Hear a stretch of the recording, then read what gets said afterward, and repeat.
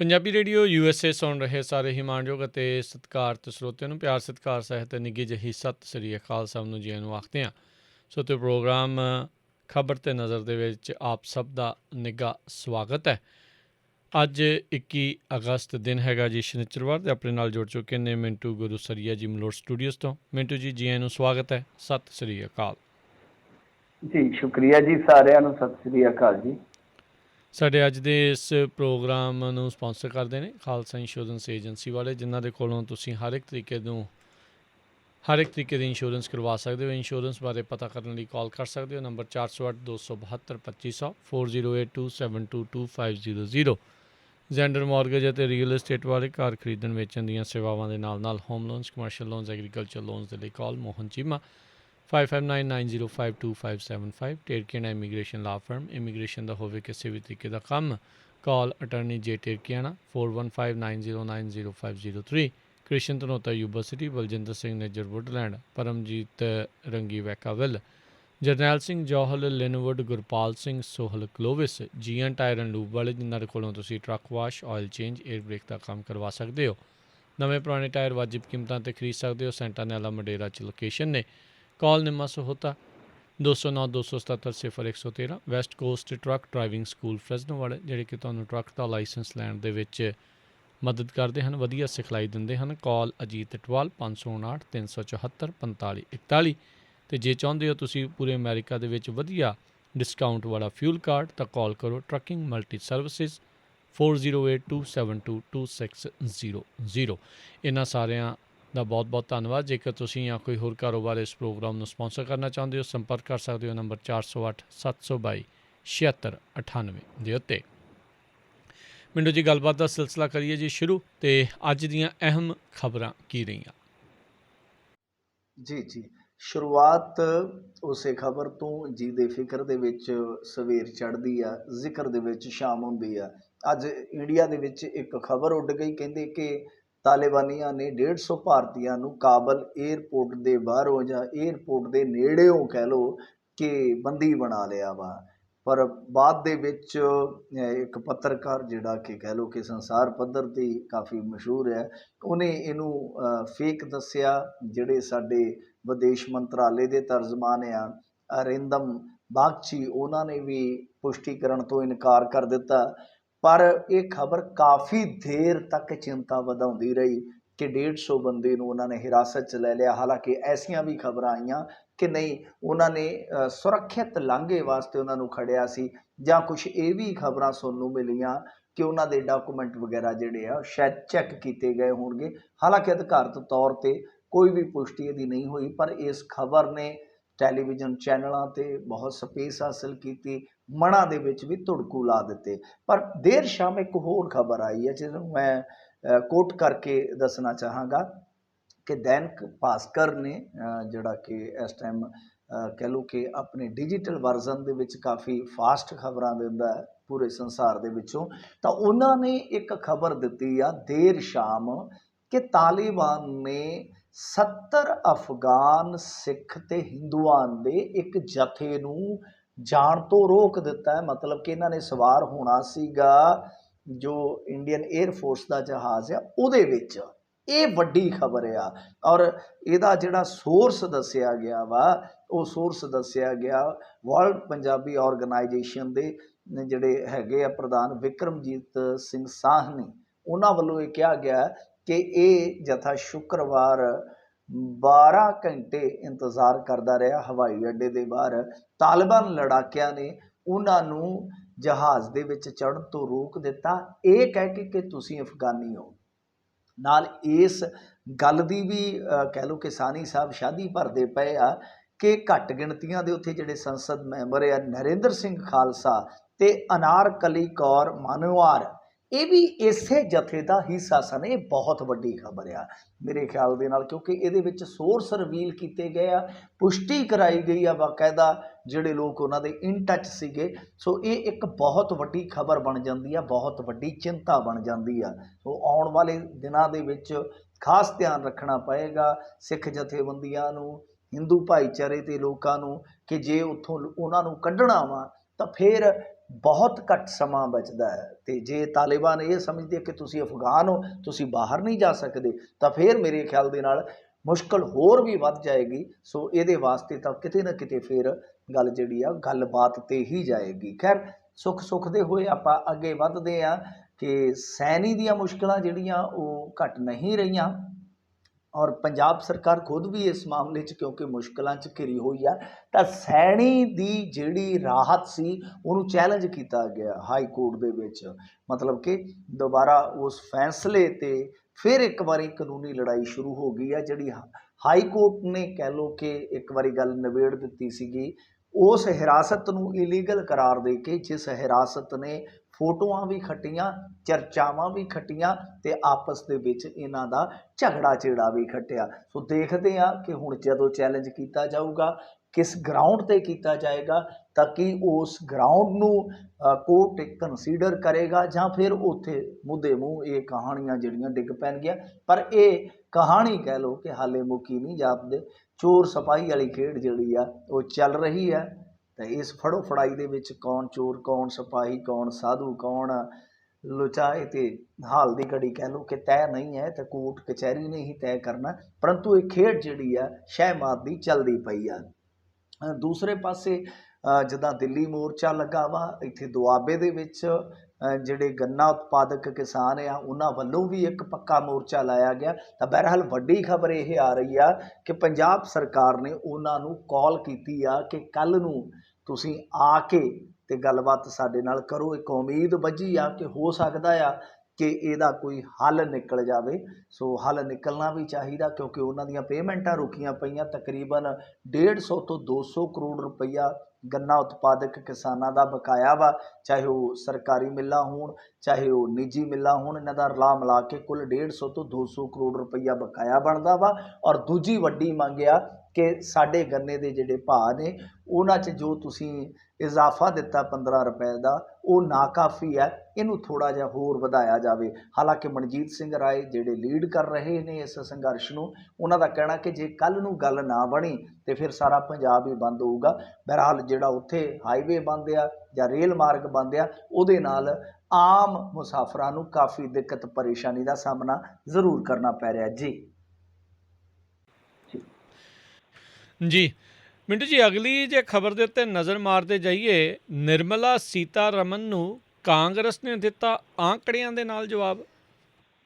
ਹਾਂਜੀ, ਦੇਖੋ ਗੱਲ ਇਹ ਆ ਕਿ ਅੰਕੜਿਆਂ ਦੇ ਨਾਲ ਜਦੋਂ ਵੀ ਜਵਾਬ ਦਿੱਤਾ ਜਾਂਦਾ, ਜਵਾਬ ਨਾ ਸਿਰਫ ਰੌਚਕ ਹੁੰਦਾ ਹੈ ਬਲਕਿ ਉਹ ਇੱਕ ਠੋਸ ਜਵਾਬ ਵੀ ਬਣ ਜਾਂਦਾ। ਅਦਰਵਾਈਜ਼ ਜੇ ਇਹਨਾਂ ਨੇ ਇੱਕ ਦੂਜੇ ਨੂੰ ਸਿੱਠਣੀਆਂ, ਗਾਲਾਂ, ਮਿਹਣੇ ਦੇਣੇ ਹੋਣ ਤੇ ਉਹਦੇ ਵਿੱਚ ਫਸਣ ਦਾ ਕੋਈ ਤੁੱਕ ਨਹੀਂ, ਉਹ ਤੇ ਵਕਤ ਨੂੰ ਜਾਇਆ ਕਰਨ ਦੀ ਗੱਲ ਆ। ਖੈਰ, ਮਾਮਲਾ ਕੀ ਆ ਕਿ ਪਿਛਲੇ ਦਿਨੀ ਤਾਈ ਨਿਰਮਲਾ ਸੀਤਾਰਮਨ ਨੇ ਇਹ ਕਹਿ ਕੇ ਇਸ ਮੁਲਕ ਦੇ ਵਸਿੰਦਿਆਂ ਨੂੰ ਰਾਹਤ ਦੇਣ ਤੋਂ ਇਨਕਾਰ ਕਰ ਦਿੱਤਾ ਸੀਗਾ ਕਿ ਭਾਈ ਤੇਲ ਸਸਤਾ ਨਹੀਂ ਹੋ ਸਕਦਾ, ਕਿਉਂਕਿ ਇਹਨਾਂ ਨੇ ਤੇਲ ਕੰਪਨੀਆਂ ਨੂੰ ਬੌਂਡ ਜਾਰੀ ਕੀਤੇ ਸੀ। ਇਹਨਾਂ ਨੇ ਮਾਨੇ ਪਿਛਲੀ ਸਰਕਾਰ ਨੇ, UPA ਸਰਕਾਰ ਨੇ, ਕਿਉਂਕਿ ਇੱਥੋਂ ਦੀ ਹੁਣ ਰਵਾਇਤ ਬਣ ਗਈ ਹੈ ਨਾ, ਜਿਵੇਂ ਆਪਣੇ ਪੰਜਾਬ ਵਾਲੇ ਆ ਕਿ ਪੰਜਾਬ ਵਾਲੇ ਵੀ ਇਸੇ ਤਰ੍ਹਾਂ ਹੀ ਕਰਦੇ ਆ ਕਿ ਪਿਛਲੀ ਸਰਕਾਰ ਇਹ ਕਰ ਗਈ, ਉਹ ਤੋਂ ਪਿਛਲੀ ਆਹ ਕਰ ਗਈ, ਇੱਕ ਦੂਜੇ 'ਤੇ ਸੁੱਟੀ ਜਾਂਦੇ ਆ। ਜਿੱਦਾਂ ਹੁਣ ਕਾਂਗਰਸੀ ਕਹਿੰਦੇ ਕਿ ਸਾਡਾ ਜਿਹੜਾ ਖਜ਼ਾਨਾ ਭਰਿਆ ਹੀ ਨਹੀਂ, ਉਹਦਾ ਇੱਕ ਵੱਡਾ ਕਾਰਨ ਅਨਾਜ ਦਾ ਜਿਹੜਾ ਬਹੁਤ ਵੱਡਾ ਇੱਕ ਸਰਮਾਇਆ ਸੀ ਉਹ ਸਾਡੇ ਸਿਰ ਪਾ ਦਿੱਤਾ ਗਿਆ ਕਰਜ਼ੇ ਦੇ ਰੂਪ ਦੇ ਵਿੱਚ। ਅਕਾਲੀਆਂ ਨੇ ਜਾਂਦਿਆਂ ਉਹ 31-32 ਹਜ਼ਾਰ ਕਰੋੜ ਰੁਪਈਆ ਸਾਡੇ ਸਿਰ 'ਤੇ ਪਾ ਦਿੱਤਾ। ਜਦ ਕਿ ਸੱਚਾਈ ਇਹ ਆ ਕਿ ਇਹਨਾਂ ਨੇ ਪਹਿਲਾਂ ਫੂਡ ਘੁਟਾਲਾ ਕਰਾਰ ਦਿੱਤਾ ਸੀਗਾ, ਜਦ ਕਿ ਬਾਅਦ ਦੇ ਵਿੱਚ ਇਹ ਗੱਲ ਸਾਹਮਣੇ ਆਈ ਕਿ ਅਸਲ ਦੇ ਵਿੱਚ ਇਹ ਇੱਕ ਖਰਚੇ ਦਾ ਖੱਪਾ ਸੀ ਜਿਹੜਾ ਕਈ ਦਹਾਕਿਆਂ ਤੋਂ ਤੁਰਿਆ ਆਉਂਦਾ ਸੀ, ਕਿਉਂਕਿ ਪੰਜਾਬ ਪ੍ਰਕਿਓਰ ਕਰਕੇ ਦਿੰਦਾ ਇਹਨਾਂ ਨੂੰ ਅਨਾਜ, ਤੇ ਉਹ ਜਿਹੜੇ ਖਰਚੇ ਆ ਉਹਨਾਂ ਦਾ ਹੀ ਮਿਲਾਨ ਆਪਸ ਦੇ ਵਿੱਚ ਨਹੀਂ ਸੀ ਹੋ ਰਿਹਾ। ਉਹ ਕੁਛ ਵੱਧ ਪਾ ਰਹੇ ਸੀ, ਇਹਨਾਂ ਨੇ ਕੁਛ ਇੱਧਰ ਉੱਧਰ ਕੀਤੇ ਹੋਏ ਹੋਣਗੇ ਜਾਂ ਪਾਏ ਹੋਣਗੇ, ਹਿਸਾਬ ਕਿਤਾਬ ਕੀਤਾ ਹੋਊਗਾ। ਸੋ ਕਹਿਣ ਦਾ ਮਤਲਬ ਇਹ ਹੈ ਕਿ ਹਰੇਕ ਸਰਕਾਰ ਇੱਥੇ ਰਵਾਇਤ ਆ। ਹੁਣ ਜਿੱਦਾਂ ਮਸਲਨ ਕੋਈ ਪੁਲ ਆ, ਪੁਲ ਦਾ ਨੀਂਹ ਪੱਥਰ 'ਤੇ ਰੱਖਿਆ ਕਿਸੇ ਟਾਈਮ ਮਨਮੋਹਨ ਸਰਕਾਰ ਨੇ, ਔਰ ਉਸੇ ਸਰਕਾਰ ਦੇ ਵਿੱਚ 80% ਉਹ ਪੁਲ ਬਣਿਆ ਵਾ ਤੇ 20% ਜਿਹੜਾ ਰਹਿ ਗਿਆ ਮੋਦੀ ਦੇ ਕਾਰਜਕਾਲ ਦੇ ਵਿੱਚ ਬਣ ਗਿਆ। ਤੇ ਮੋਦੀ ਸਾਹਿਬ ਨੇ ਕਹਿਣਾ ਕਿ ਵੇਖੋ ਚੱਕ ਦਿੱਤੇ ਨਾ ਫੱਟੇ ਵਿਕਾਸ ਦੇ, ਆਹ ਵੇਖੋ ਗੱਲ ਸਿਰੇ ਲਾਈ ਪਈ ਆ। ਸੋ ਕਹਿਣ ਦਾ ਮਤਲਬ ਇਹ ਆ ਕਿ ਜੇ ਕੋਈ ਹੋ ਗਈ ਫੇਲੀਅਰ, ਜੇ ਕੋਈ ਹੋ ਗਿਆ ਕੰਮ ਖਰਾਬ, ਤੇ ਫਿਰ ਕਹਿਣਾ ਦੂਜੇ ਨੇ ਕੀਤਾ ਸੀਗਾ। ਤੇ ਜੇ ਕੋਈ ਸਫਲਤਾ ਮਿਲਦੀ ਆ, ਉਹ ਮੈਂ ਕੀਤਾ ਜੀ, ਮੈਂ ਕੀਤਾ। ਇਹੀ ਮੈਂ ਵਾਲੀ ਖੇਡ ਆ।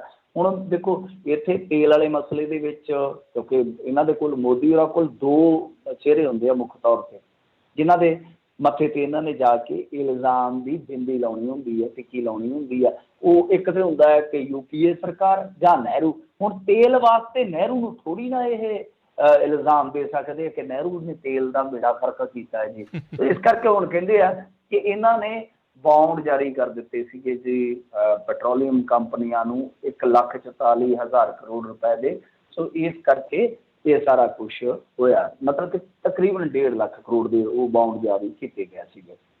ਹੁਣ ਦੇਖੋ ਗੱਲ ਕੀ ਆ ਕਿ ਕਾਂਗਰਸ ਨੇ ਜਿਹੜਾ ਜਵਾਬ ਦਿੱਤਾ, ਪਹਿਲਾਂ ਉਹ ਸੁਣ ਲੈਂਦੇ ਆ। ਉਹ ਕਹਿੰਦੇ ਕਿ ਤੁਸੀਂ 23 ਲੱਖ ਕਰੋੜ ਰੁਪਈਆ ਕਮਾ ਲਿਆ ਇਹਨਾਂ 7 ਸਾਲਾਂ 'ਚ, ਤੁਹਾਡੇ ਹਾਲੇ ਬਾਉਂਡ ਹੀ ਜਿਹੜੇ ਤੁਰੇ ਆਉਂਦੇ ਆ। ਇਹ ਬਾਉਂਡ ਆ ਕਿ ਇਹ ਪੱਕੇ ਤੌਰ 'ਤੇ ਤੁਹਾਡੇ ਨਾਲ ਚਿੰਬੜੀਆਂ ਝੋਕਾਂ ਹੀ ਆ, ਇਹ ਲੈ ਹੀ ਨਹੀਂ ਹੋ ਰਹੀਆਂ ਤੁਹਾਡੇ ਕੋਲੋਂ। ਦੂਜੀ ਗੱਲ ਇਹ ਆ, ਉਹ ਕਹਿੰਦੇ ਆ ਕਿ ਹਰ ਹਫ਼ਤੇ ਤੁਸੀਂ 7,000 ਕਰੋੜ ਰੁਪਈਆ ਕਮਾ ਰਹੇ ਜੇ, ਤੁਹਾਡੀ ਇੰਨੀ ਕਮਾਈ ਆ, ਤੇ ਬਾਵਜੂਦ ਇਸ 'ਤੇ ਤੁਸੀਂ ਇਹ ਗੱਲਾਂ ਕਰ ਰਹੇ ਹੋ। ਤਾਂ ਇਹ ਤਰਕ ਵੀ ਹੋਣੀਆਂ ਗੱਲਾਂ ਨੇ। ਖੈਰ ਜੇ ਆਪਾਂ ਦੇਖੀਏ ਤੇ ਜੇ ਹੁਣ ਚਲੋ ਇਹਨਾਂ ਦੋਨਾਂ ਅੰਕੜਿਆਂ ਨੂੰ ਜਿਹੜੇ ਦਿੱਤੇ ਜਾ ਰਹੇ ਆ, ਬੀਬੀ ਨਿਰਮਲਾ ਸੀਤਾਰਮਨ ਤੇ ਕਾਂਗਰਸ, ਇਹਨਾਂ ਦੋਨਾਂ ਅੰਕੜਿਆਂ ਨੂੰ ਦੇਖੀਏ ਤਾਂ ਜਿਹੜਾ 71,198 ਕਰੋੜ ਰੁਪਈਆ ਮੋੜਨ ਦਾ ਗੱਲ ਕਹਿ ਰਿਹਾ ਕਿ ਅਸੀਂ ਵਿਆਜ ਦੇ ਰੂਪ ਦੇ ਵਿੱਚ ਜਾਂ ਮੂਲ ਦੇ ਰੂਪ ਦੇ ਵਿੱਚ ਤਾਰਿਆ ਵਾ, ਯਾਨੀ ਉਹਦਾ 50% ਜਿਹੜਾ 1,44,000 ਕਰੋੜ ਰੁਪਈਆ ਬਣਿਆ, ਤੇ ਇਹ ਮਹਿਜ਼ 3.5 ਬਣੇਗਾ, 3.5% ਬਣੇਗਾ, 3.5% ਜਿਹੜਾ ਕਿ ਬਾਉਂਡਸ ਦਾ ਹੈ। ਮਤਲਬ ਕਿ ਜਿਹੜੇ ਬਾਉਂਡ ਤੋਂ ਇਲਾਵਾ ਜਿਹੜੀ ਕਮਾਈ ਕਰ ਲਈ ਆ ਇਹਨਾਂ 7 ਸਾਲਾਂ ਦੇ ਵਿੱਚ, ਕਿ ਤੁਸੀਂ 3.5% ਉਧਰ ਖਰਚ ਕੀਤੀ ਆ, ਬਾਕੀ ਜਿਹੜੀ 96% ਆ ਉਹ ਕਿੱਧਰ ਗਈ ਆ ਭਾਈ, ਉਹਦੀ ਤੁਸੀਂ ਗੱਲ ਹੀ ਨਹੀਂ ਕਰੋਗੇ। ਸੋ ਇਹ ਇਸ ਵੇਲੇ ਵੱਡੀ ਉਲਝਣ ਆ। ਕਿਉਂ? ਕਿਉਂਕਿ ਵੇਖੋ ਗੱਲ ਇਹ ਆ, ਕਾਂਗਰਸ ਦਾ ਆਪਾਂ ਨੂੰ ਕੋਈ ਪੱਖ ਲੈਣ ਦਾ ਸ਼ੌਂਕ ਨਹੀਂ ਹੈਗਾ, ਪਰ ਆਪਾਂ ਨੂੰ ਵੀ ਪਤਾ ਨਾ ਕਿ ਉਸ ਟਾਈਮ ਕੱਚੇ ਤੇਲ ਦੀਆਂ ਕੀਮਤਾਂ ਕਿੱਥੇ ਚੱਲ ਗਈਆਂ ਸਨ, $109, ਇਸ ਤੋਂ ਵੀ ਉੱਤੇ ਚਲੇ ਗਈਆਂ ਬਾਅਦ 'ਚ। ਹੁਣ ਤੁਸੀਂ ਵੇਖੋ ਕਿ ਉਸ ਟਾਈਮ ਵੀ ਮਨਮੋਹਨ ਸਿੰਘ ਸਰਕਾਰ ਨੇ 80 ਰੁਪਏ ਤੋਂ ਉੱਤੇ ਪੈਟਰੋਲ ਨਹੀਂ ਸੀ ਜਾਣ ਦਿੱਤਾ, ਤੱਥ ਆ। ਤਾਂ ਉਸ ਟਾਈਮ ਉਹਨਾਂ ਨੂੰ ਫਿਰ ਜਫਰ ਤਾਂ ਚੱਲਣੇ ਹੀ ਪੈਣੇ ਸੀਗੇ। ਪਰੰਤੂ ਹੋਇਆ ਕੀ ਹੈ ਕਿ ਅੱਜ ਦੀ ਡੇਟ ਦੇ ਵਿੱਚ ਤੁਸੀਂ ਦੇਖੋ ਕਿ ਪਿਛਲੇ ਦਿਨੀ 80 ਨੂੰ ਖਹਿ ਕੇ ਮੁੜਿਆ ਤੇਲ, ਕੱਚਾ ਤੇਲ। ਤੇ ਮੈਂ ਪਰਸੋਂ ਚੈੱਕ ਕੀਤੀ ਸੀ ਕੱਚੇ ਤੇਲ ਦੀ ਕੀਮਤ, ਇੰਡੀਆ ਜਿਹੜਾ ਖਰੀਦਦਾ ਤਾਂ ਉਹਦੀ ਸੀ $66 ਪ੍ਰਤੀ ਬੈਰਲ। ਤਾਂ ਤੁਸੀਂ ਆਪ ਅੰਦਾਜ਼ਾ ਲਾ ਲਓ ਕਿ ਇੱਥੇ ਜਿਹੜੀ ਰਕਮ ਖਰਚ ਕੀਤੀ ਜਾ ਰਹੀ ਹੈ ਕੱਚੇ ਤੇਲ ਦੀ, ਉਹ ਵੀ ਘਟ ਰਹੀ ਹੈ ਔਰ ਡਾਲਰ ਦੇ ਰੂਪ 'ਚ ਘਟ ਰਹੀ ਹੈ। ਪਰ ਬਾਵਜੂਦ ਇਸ ਤੇ ਪੈਟਰੋਲ ਅੱਜ ਵੀ ਕਿਸੇ ਸ਼ਹਿਰ 'ਚ 107 ਨੂੰ ਹੈ, ਕਿਸੇ 105 ਨੂੰ ਹੈ, ਕਿਸੇ ਇੱਕ ਸ਼ਹਿਰ ਦੇ ਵਿੱਚ 103 ਨੂੰ ਹੈ। ਹਿਸਾਬ ਲਾ ਲਓ ਤੁਸੀਂ, ਆਪ ਹੀ ਫਰਕ ਲਾ ਲਓ ਕਿ ਜੋ ਇਹਨਾਂ ਨੇ ਆਪਣੀ ਜਿਹੜੀ ਐਕਸਾਈਜ਼ ਡਿਊਟੀ ਹੈ ਉਹ ਵਧਾਈ ਆ, ਉਹਦਾ ਜਿਹੜਾ ਵਾਧਾ ਹੈ, ਇਜ਼ਾਫਾ ਹੈ, ਉਹ ਕਿੰਨਾ ਇਹਨਾਂ ਨੂੰ ਫਾਇਦਾ ਪਹੁੰਚਾ ਰਿਹਾ ਹੈ। ਇਹ ਹਕੀਕਤ ਆ। ਪਰ ਦਰ ਹਕੀਕਤ ਇਹ ਵੀ ਆ ਕਿ ਦੇਖੋ ਜੇ ਤੁਸੀਂ ਰਾਹਤ ਨਹੀਂ ਦਿਓਗੇ, ਠੀਕ ਹੈ, ਤੁਹਾਡਾ ਖਜ਼ਾਨਾ ਤੇ ਪ੍ਰਫੁੱਲਤ ਹੋਏਗਾ, ਪਰੰਤੂ ਇਹਦੇ ਨਾਲ ਮਹਿੰਗਾਈ ਹੈ ਜਿਹੜੀ ਉਹ ਵੱਧਦੀ ਪਈ ਆ, ਵੱਧਦੀ ਪਈ। ਇਹੀ ਕਾਰਨ ਆ ਕਿ ਤੁਸੀਂ ਅੱਜ ਜਿਹੜੀ ਵੀ ਸਬਜ਼ੀ ਨੂੰ ਹੱਥ ਪਾਓ, ਉਹ ਸਬਜ਼ੀ ਅੱਗੋਂ ਨਾ ਇੱਦਾਂ ਵੱਜਦੀ ਆ ਹਿੱਕ ਦੇ ਵਿੱਚ ਕਿ ਜਿਵੇਂ ਕੋਈ ਗੋਲਾ ਧੂਪ ਚੋਂ ਨਿਕਲ ਕੇ ਵੱਜਦਾ। ਕੋਈ ਸਬਜ਼ੀ ਆ ਜਿਹੜੀ ਮੇਰੇ ਖਿਆਲ ਦੇ ਨਾਲ 20-30 ਦੀ ਰੇਂਜ 'ਚ ਹੋਊਗੀ, ਅਦਰਵਾਈਜ਼ ਤੁਸੀਂ ਵੇਖੋਗੇ ਤਾਂ ਸਬਜ਼ੀ ਵੀ 40-50 ਤੋਂ ਥੱਲੇ ਨਹੀਂ ਆ ਰਹੀ। ਉਹਦਾ ਵੱਡਾ ਕਾਰਨ ਇਹ ਆ ਕਿ ਖਰਚੇ ਜਿਹੜੇ ਆ ਤੇਲ ਦੀਆਂ ਕੀਮਤਾਂ ਦੇ ਨਾਲ ਹੀ ਇੱਥੇ ਚੱਲਦੇ ਆ, ਮਹਿੰਗਾਈ। ਜੀ ਬਿਲਕੁਲ। ਇਹਦੇ ਵਿੱਚ ਤਾਂ ਜਿਹੜਾ ਜੀ ਕੋਈ ਦੋ ਰਾਵਾਂ ਨਹੀਂ ਆ ਵੀ ਸਥਿਤੀ ਜਿਹੜੀ ਉਹ ਕਿੱਦਾਂ ਦੀ ਬਣੀ ਆ। ਲਾਲਚੀ ਬਣੀ ਪਈ ਹੈ ਜੀ ਪੂਰੀ ਸਰਕਾਰ, ਹੈ ਇਹਨਾਂ ਨੂੰ ਆਮ ਲੋਕਾਂ ਦੇ ਨਾਲ ਕੁਛ ਨਹੀਂ। ਜਦੋਂ 100 ਤੇ ਆਂਕੜਾ ਪਹੁੰਚਿਆ ਸੀ, ਲੋਕਾਂ ਨੇ ਬੜੀ ਰਾਮ ਦੁਹਾਈ ਮਚਾਈ ਸੀਗੀ। ਹੁਣ 100 ਤੋਂ ਉੱਤੇ ਹੋਇਆਂ ਨੂੰ ਕਿੰਨਾ ਚਿਰ ਹੋ ਗਿਆ, ਸਭ ਭੁੱਲ ਭੁਲਾ ਗਏ ਆ। ਇਹ ਹੌਲੀ ਹੌਲੀ 150 ਤੇ ਵੀ ਪਹੁੰਚ ਜਾਣੀ ਹੈ। ਇਹੀ ਚੀਜ਼ ਦਾ ਇਹ ਫਾਇਦਾ ਚੁੱਕ ਰਹੇ। ਇਹ ਤਾਂ ਸ਼ੁਕਰ ਕਰੋ ਕਿ ਸਾਊਦੀ ਤੇ UAE ਦੀ ਮੇਰੇ ਖਿਆਲ ਦੇ ਨਾਲ ਹੋ ਗਈ ਸੀਗੀ, ਆਪਸ ਦੇ ਵਿੱਚ ਗਿਟਮਿਟ ਹੋ ਗਈ। ਦੋਨਾਂ ਨੇ ਪ੍ਰੋਡਕਸ਼ਨ ਵਧਾਉਣ ਦਾ ਫੈਸਲਾ ਲੈ ਲਿਆ ਹੈ। ਆਪਾਂ ਨੂੰ ਪਤਾ ਹੀ ਹੈ ਸਭ ਨੂੰ ਕਿ 2 ਦੇਸ਼ਾਂ ਦਾ ਸੀਗਾ, ਪਤਾ ਨਹੀਂ ਕਿਹੜੇ ਸੀ, ਇੱਕ ਤਾਂ ਸਾਊਦੀ ਸੀ ਇੱਕ ਪਾਸੇ। ਅੱਛਾ, ਜੇ ਉਹ ਮੰਨ ਲਓ ਸਮਝੌਤਾ ਨਾ ਹੁੰਦਾ ਉਹਨਾਂ ਨੇ ਤਾਂ ਪ੍ਰੋਡਕਸ਼ਨ ਕਟੌਤੀ ਜਿਹੜੀ ਸੀ ਉਹ 2022 ਤੱਕ ਲੈ ਕੇ ਜਾਣੀ ਸੀ, ਅਪ੍ਰੈਲ 2022 ਤੱਕ। ਤੇ ਇਹਦਾ ਮਤਲਬ ਕਿ ਵਾਕਿਆ ਜਿਹੜੀ ਤੁਸੀਂ ਗੱਲ ਕਰ ਰਹੇ ਹੋ ਕਿ 150 ਤੱਕ ਜਾਣਾ ਸੀ ਇੰਡੀਆ 'ਚ ਤੇਲ, ਉਹ ਤਾਂ ਉਹਨਾਂ ਨੇ ਪ੍ਰੋਡਕਸ਼ਨ ਵਧਾ ਦਿੱਤੀ। ਜਦ ਪ੍ਰੋਡਕਸ਼ਨ ਵੱਧਦੀ, ਤੁਹਾਨੂੰ ਪਤਾ ਓਪੇਕ ਕੰਟਰੀਜ਼ ਜਦੋਂ ਵੀ ਪ੍ਰੋਡਕਸ਼ਨ ਵਧਾਉਂਦੇ ਨੇ ਤਾਂ ਉਹ ਤੇਲ ਦੀ ਕੀਮਤ ਜਿਹੜੀ ਆ ਟੁੱਟ ਜਾਂਦੀ ਹੈ। ਇਹ ਤਾਂ ਆਪਾਂ ਨੂੰ ਪਤਾ ਨਾ, ਡਿਮਾਂਡ ਐਂਡ ਸਪਲਾਈ ਦਾ ਫੰਡਾ। ਵਾਕਿਆ 150 ਤੇਲ ਚੱਲ ਜਾਣਾ ਸੀ, ਪਰ ਇੱਥੇ ਕਿਸੇ ਨੇ ਨਹੀਂ ਸੀ ਬੋਲਣਾ, ਕਿਉਂਕਿ ਇੱਥੇ ਇਹਨਾਂ ਲੋਕਾਂ ਦੀ ਕੈਫੀਅਤ, ਇਹਨਾਂ ਲੋਕਾਂ ਦੀ ਜ਼ਹਿਨੀਅਤ ਇਸ ਤਰ੍ਹਾਂ ਦੀ ਹੋ ਗਈ ਆ ਕਿ ਇਹ ਹਿੰਦੂ ਮੁਸਲਮਾਨ ਦੇ ਵਿੱਚੋਂ ਨਿਕਲ ਹੀ ਨਹੀਂ ਰਹੇ। ਬਸ ਆਪਣੇ ਆਪ ਦੀ ਉਹ ਜਿਹੜੀ ਸੁਪਰਮੇਸੀ ਵਾਲੀ ਆ ਨਾ, ਉਹ ਇੱਕ ਭਰਮ ਜਲ ਦੇ ਰੂਪ ਦੇ ਵਿੱਚ ਇਹਨਾਂ ਦੀ ਜ਼ਹਿਨ ਨੂੰ ਜਾਲਾ ਬਣ ਕੇ ਚੰਬੜ ਗਈ ਆ। ਕਿਉਂਕਿ ਟੀਵੀ ਤੇ ਪੇਸ਼ ਹੀ ਉਹ ਕਰ ਰਹੇ ਆ ਜੋ ਸੁਣਨਾ ਚਾਹੁੰਦੇ ਆ ਲੋਕ। ਐਂਕਰ ਖੁਦ ਇੱਕ ਤਰ੍ਹਾਂ ਨਾਲ ਕਹਿ ਲਓ ਕਿ ਐਂਕਰ ਖੁਦ ਸ਼ਬਦੀ ਅੱਤਵਾਦੀ ਬਣੇ ਪਏ ਆ। ਸ਼ਬਦੀ ਅੱਤਵਾਦੀ ਮਤਲਬ ਕਿ ਉਹਨਾਂ ਦੇ ਸ਼ਬਦਾਂ ਦੇ ਵਿੱਚੋਂ ਇਸ ਤਰ੍ਹਾਂ ਇੱਕ ਉਗਰ, ਜਿੱਦਾਂ ਕਿਸੇ ਅੱਤਵਾਦੀ ਦੇ ਬੋਲ ਹੁੰਦੇ ਆ, ਕੱਟੜ ਬੋਲ ਹੁੰਦੇ, ਇਸ ਤਰ੍ਹਾਂ ਦੇ ਬੋਲ ਬੋਲੇ ਜਾ ਰਹੇ, ਕਿਉਂਕਿ ਲੋਕ ਉਹ ਚੀਜ਼ ਨੂੰ ਪਸੰਦ ਕਰਨ ਲੱਗ ਪਏ ਆ। ਕਿਸੇ ਟਾਈਮ ਰਮਨ ਕੁਮਾਰ ਹੋਰਾਂ ਦਾ ਦੌਰ ਹੁੰਦਾ ਸੀਗਾ ਨਾ, ਨਿਊਜ਼ ਪੜ੍ਹਨ ਵਾਲੇ ਕਿੱਡੀ ਸ਼ਾਲੀਨਤਾ ਦੇ ਨਾਲ ਨਿਊਜ਼ ਪੜ੍ਹਦੇ ਹੁੰਦੇ ਸੀਗੇ, ਆਪਾਂ ਦੇਖਦੇ ਹੁੰਦੇ ਸੀ ਨਾ ਡੀਡੀ ਤੇ। ਤਾਂ ਹੁਣ ਵਾਲੇ ਤੇ ਸ਼ਬਦੀ ਅੰਗਿਆਰੇ ਸੁੱਟ ਰਹੇ ਨੇ, ਕਿਉਂਕਿ ਲੋਕ ਸੁਣਨਾ ਹੀ ਉਹ ਪਸੰਦ ਕਰ ਰਹੇ ਆ। ਜੀ ਜੀ ਬਿਲਕੁਲ।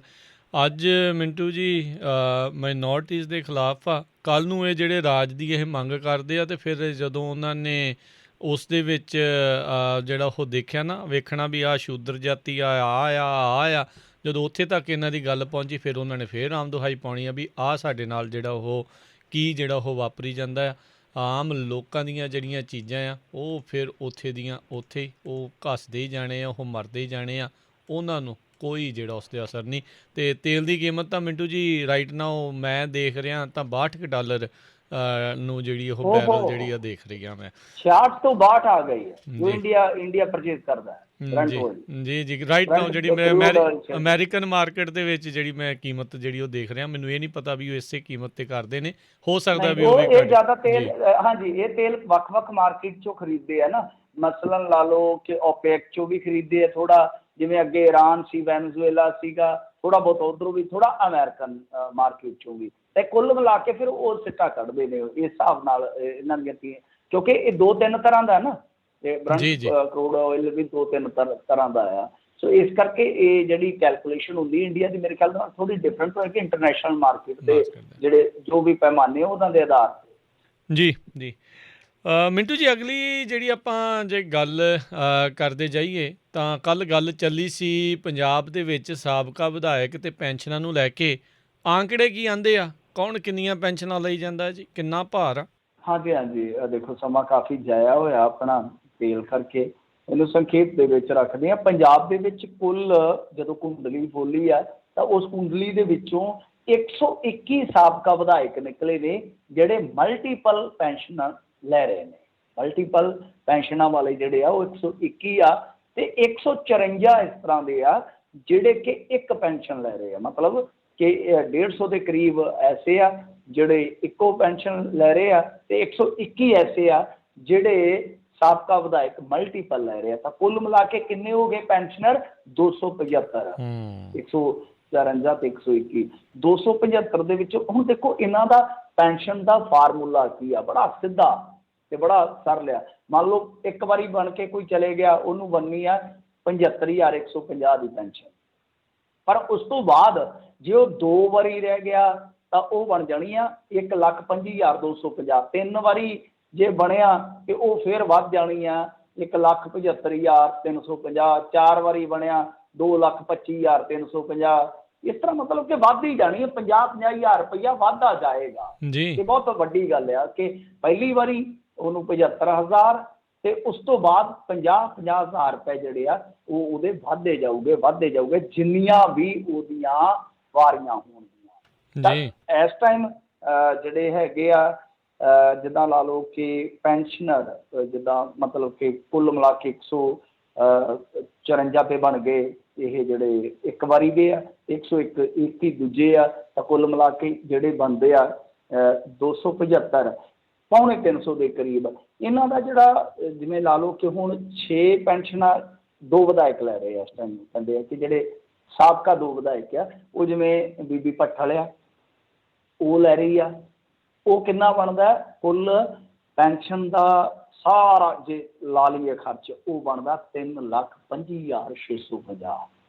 ਜਿਵੇਂ ਮੈਂ ਤੁਹਾਨੂੰ ਕਿਹਾ ਕਿ 50,000 ਰੁਪਈਆ ਜੁੜਦਾ ਜਾਂਦਾ ਪਹਿਲੀ ਪੈਨਸ਼ਨ 75,150 ਦੇ ਨਾਲ, ਤਾਂ ਉਹ ਕੁੱਲ ਬਣਾ ਕੇ ਤੁਸੀਂ ਦੇਖੋਗੇ ਤਾਂ ਬਣ ਜਾਣਾ 3.25 ਲੱਖ ਰੁਪਈਆ। ਦੋ ਵਿਧਾਇਕ ਇੱਦਾਂ ਦੇ ਲੈ ਰਹੇ ਨੇ, ਤਾਂ ਕੁੱਲ ਮਿਲਾ ਕੇ ਇਹ ਜਿਹੜੇ 275 ਪੈਨਸ਼ਨਰ ਨੇ ਪੈਨਸ਼ਨ ਪਾ ਗਏ ਆ, ਜਿਹੜੇ ਸਾਬਕਾ ਵਿਧਾਇਕ ਜਾਂ ਮੌਜੂਦਾ ਵਿਧਾਇਕ, ਤਾਂ ਕਹਿ ਲਓ ਕਿ ਹਲੇ ਬਣਨਗੇ, ਉਹ ਬਾਅਦ ਦੇ ਵਿੱਚ ਬਣੇਗਾ ਕਿ ਜਦੋਂ ਉਹਨਾਂ ਦੀ ਟੈਨਿਓਰ ਖਤਮ ਹੋ ਗਈ। ਮਸਲਨ ਪ੍ਰਕਾਸ਼ ਸਿੰਘ ਬਾਦਲ ਇਸ ਵਾਰੀ ਇਲੈਕਸ਼ਨ ਨਹੀਂ ਲੜਦੇ, ਤਾਂ ਤੁਸੀਂ ਸੋਚੋ ਉਹਨਾਂ ਦੀ ਪੈਨਸ਼ਨ ਕਿੰਨੀ ਹੋਏਗੀ। ਉਹ ਤਕਰੀਬਨ ਮੇਰੇ ਖਿਆਲ ਦੇ ਨਾਲ 5 ਲੱਖ ਦੇ ਕਰੀਬ ਜਾਊਗੀ। ਹਾਲਾਂਕਿ ਸੋਸ਼ਲ ਮੀਡੀਆ 'ਤੇ ਜਿਹੜੀ ਪੋਸਟ ਘੁੰਮਦੀ ਆ ਉਹ ਸਹੀ ਨਹੀਂ ਹੈ, ਕਿਉਂਕਿ ਮੌਜੂਦਾ ਵਿਧਾਇਕ ਆ। ਜਦੋਂ ਸਾਬਕਾ ਹੋਣਗੇ ਤਦ ਉਹ ਪੈਨਸ਼ਨ ਬਣੇਗੀ, ਤਦ ਉਹ ਪੈਨਸ਼ਨ ਲੈਣ ਦੇ ਹੱਕਦਾਰ ਹੋਣਗੇ, ਅਦਰਵਾਈਜ਼ ਤਨਖਾਹ ਹੀ ਚੱਲੇਗੀ। ਤਾਂ ਕੁੱਲ ਮਿਲਾ ਕੇ ਸਾਲਾਨਾ ਖਰਚਾ ਜਿਹੜਾ ਇਸ ਪੈਨਸ਼ਨਾਂ ਦਾ ਹੈ, ਚਾਹੇ ਉਹ ਮਲਟੀਪਲ ਹੋਵੇ ਤੇ ਚਾਹੇ ਸਿੰਗਲ ਪੈਨਸ਼ਨ ਹੋਵੇ, ਉਹ ਬਣਦਾ 37,24,43,400 ਰੁਪਈਆ।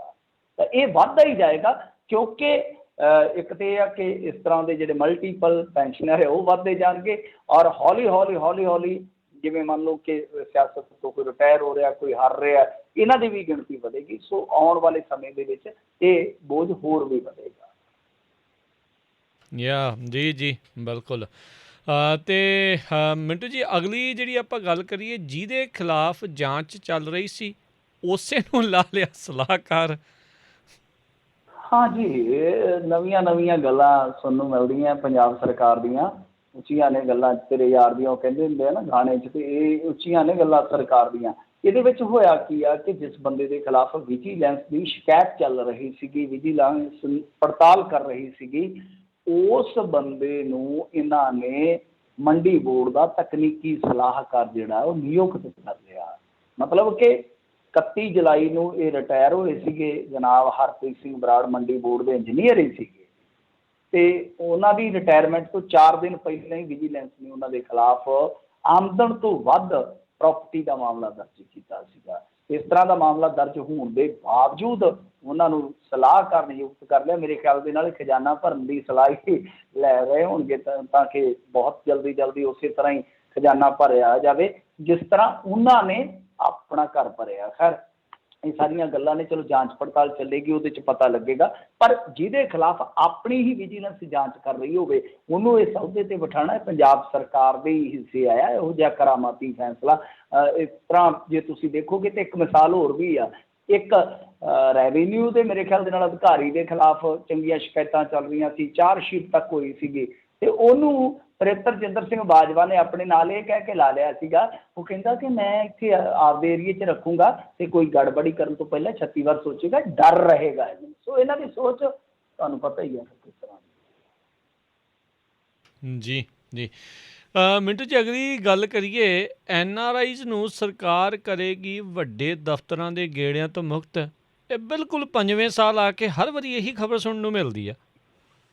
ਹਾਂਜੀ, ਮੈਨੂੰ ਲੱਗਦਾ ਬਸ ਤਰੀਕ ਹੀ ਬਦਲਦੀ, ਖਬਰ ਉਹੀ ਰੱਖੀ ਹੋਣੀ ਆ। ਦੇਖੋ ਇਹਨਾਂ ਨੇ ਕਿਹਾ ਤੇ ਹੈ, ਹੁਣ ਪਤਾ ਨਹੀਂ ਅਮਲ 'ਚ ਲਿਆਉਂਦੇ ਆ ਕਿ ਨਹੀਂ ਲਿਆਉਂਦੇ, ਕਿ ਭਾਈ ਜਿਵੇਂ ਵੱਡੇ ਸ਼ਹਿਰਾਂ ਦੇ ਦਫ਼ਤਰ ਹੈ, ਚੰਡੀਗੜ੍ਹ ਵਗੈਰਾ ਦੇ, ਉਹਨਾਂ ਦੇ ਅਸੀਂ ਇਹਨਾਂ ਦੇ ਧੱਕੇ ਧੋੜੇ ਜਿਹੜੇ ਉਹ ਬੰਦ ਕਰਵਾ ਦੇਵਾਂਗੇ।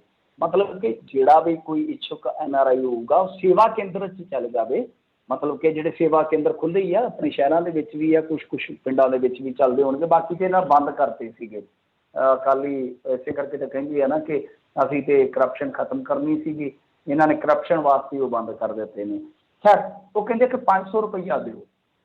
ਉਸ ਤੋਂ ਬਾਅਦ ਕੀ ਹੋਏਗਾ ਕਿ ਜੋ ਵੀ ਮੰਨ ਲਓ ਜਿਹੜਾ ਦਸਤਾਵੇਜ਼ ਵੀ, ਜਿਵੇਂ ਕੋਈ ਆਪਾਂ ਟੈਸਟਡ ਕਰਵਾਉਣਾ, ਕੋਈ ਵੀ ਜੋ ਵੀ ਕਾਰ ਵਿਹਾਰ ਹੋਏਗਾ ਉਹ ਸਾਰਾ ਆਪੇ ਹੀ ਕਰਵਾ ਦਿੱਤਾ ਜਾਏਗਾ। ਮਤਲਬ ਕਿ ਤੁਸੀਂ ਕੁਛ ਨਹੀਂ ਕਰਨਾ, ਤੁਸੀਂ ਪਹੁੰਚ ਕਰਨੀ ਹੈ, ਉਸ ਤੋਂ ਬਾਅਦ ਇੱਕ ਫੀਸ ਜਿਹੜੀ ਹੈ ਉਹ ਅਦਾ ਕਰਨੀ ਹੈ, ਤੇ ਉਸ ਤੋਂ ਬਾਅਦ ਜਿਸ ਤਰ੍ਹਾਂ ਦਾ ਵੀ ਮਰਜ਼ੀ ਆ ਲਾ ਲਓ, ਕੋਈ ਆਧਾਰ ਕਾਰਡ ਸੰਬੰਧੀ ਆ, ਕੋਈ ਜਨਮ ਮੌਤ ਕੋਈ ਸਰਟੀਫਿਕੇਟ ਆ, ਕੋਈ ਜਾਤੀ ਪ੍ਰਮਾਣ ਪੱਤਰ ਆ, ਕੋਈ ਰੈਜ਼ੀਡੈਂਸ਼ੀਅਲ ਕੋਈ ਦਸਤਾਵੇਜ਼ ਆ, ਇਸ ਤਰ੍ਹਾਂ ਮਤਲਬ ਕਿ ਜਿਹੜੀਆਂ ਉਹ 332 ਸੁਵਿਧਾਵਾਂ ਦਿੱਤੀਆਂ ਜਾ ਰਹੀਆਂ ਸੇਵਾ ਕੇਂਦਰਾਂ 'ਚ, ਕੋਈ ਵੀ ਬਣਦੀ ਹੈ ਜਿਹੜੀ, ਤਾਂ ਉਹ NRIs ਨੂੰ ਕਹਿ ਲਓ ਕਿ ਉੱਥੇ ਬੈਠੇ ਬਿਠਾਇਆ ਮਿਲ ਜਾਏਗੀ। ਵੈਸੇ ਦੇਖੋ ਜੇ ਅਮਲ 'ਚ ਆ ਜਾਵੇ ਤਾਂ ਬਿਹਤਰ ਆ, ਕਿਉਂਕਿ NRI ਜਦੋਂ ਕਿਸੇ ਦਫ਼ਤਰ ਦੂਜੇ 'ਚ ਵੱਡੇ ਦਫ਼ਤਰ 'ਚ ਜਾਂਦਾ, ਉੱਥੇ ਰੇਟ ਵੀ ਵੱਡਾ ਬਣ ਜਾਂਦਾ, ਉੱਥੇ ਖੱਜਲ ਖੁਆਰੀ ਵੀ ਵੱਡੀ ਬਣ ਜਾਂਦੀ ਆ।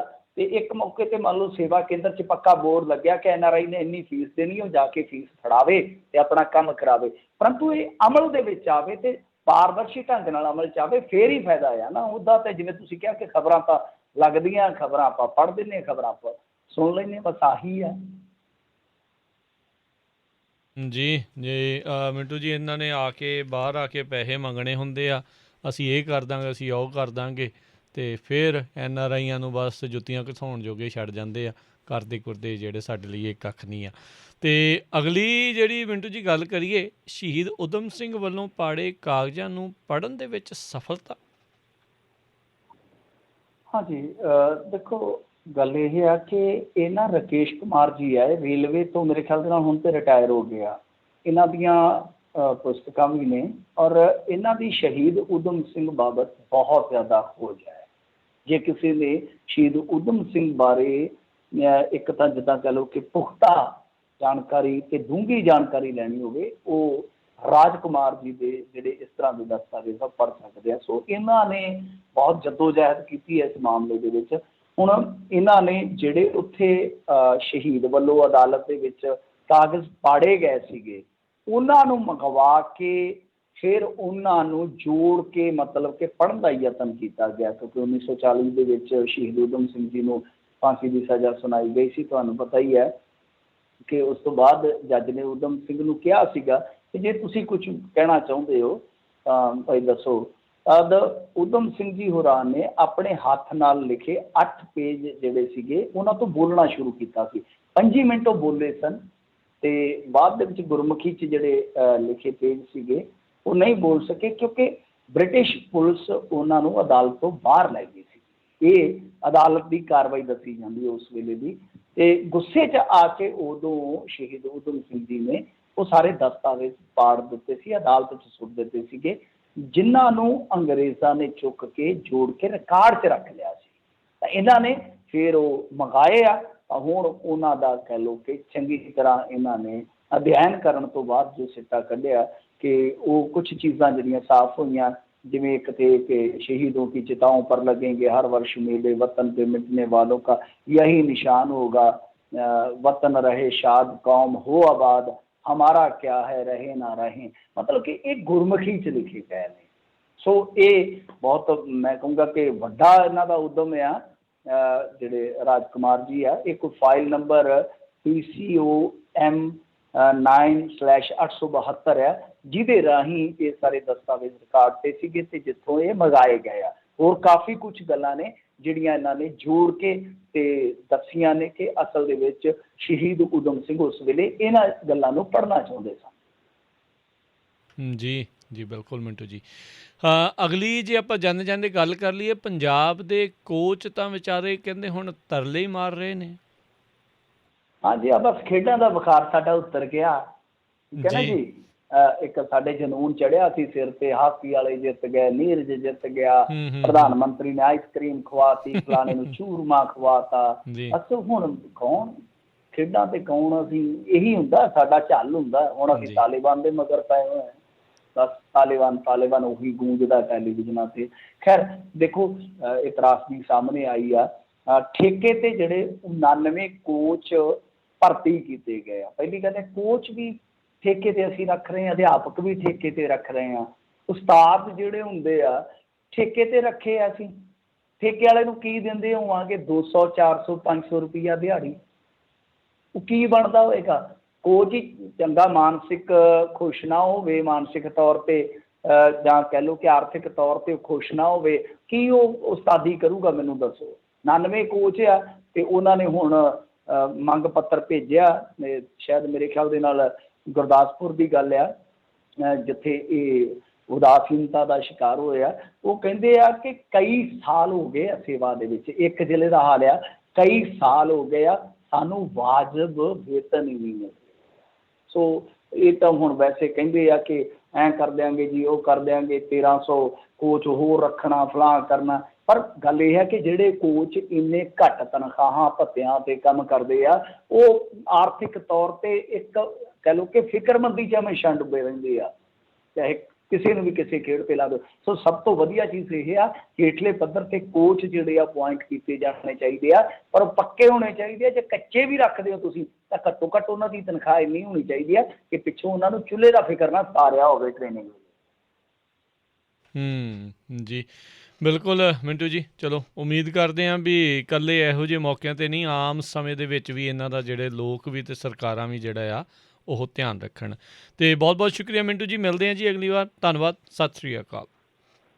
ਸਤਿ ਸ੍ਰੀ ਅਕਾਲ ਜੀ। ਅਤੇ ਸਰੋਤਿਓ, ਇੱਥੇ ਸਾਡਾ ਅੱਜ ਦਾ ਪ੍ਰੋਗਰਾਮ ਹੁਣ ਸਮਾਪਤ ਆ। ਮਿਲਦੇ ਹਾਂ ਅਗਲੀ ਵਾਰ ਤੱਕ। ਮੇਰੇ ਵੱਲੋਂ ਵੀ ਤੁਹਾਨੂੰ ਸਭ ਨੂੰ ਪਿਆਰ ਭਰੀ ਨਿੱਘੀ ਸਤਿ ਸ਼੍ਰੀ ਅਕਾਲ। ਸੁਣਦੇ ਰਹੋ ਜੀ ਪੰਜਾਬੀ ਰੇਡੀਓ USA।